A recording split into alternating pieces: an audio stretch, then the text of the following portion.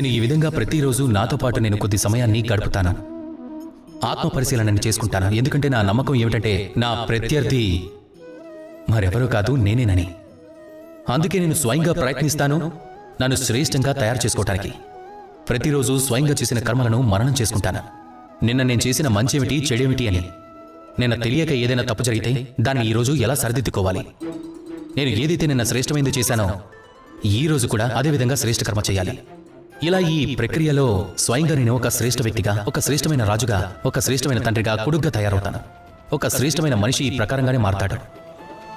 ఇప్పుడు ఈ విషయాన్ని మీరు గుర్తుపెట్టుకోండి. మీకు పోటీగా మరెవరూ ఉండరు, కేవలం మీరు మాత్రమే ఉంటారు. కాబట్టి స్వయంగా మీ కర్మలను మననం చేసుకోండి.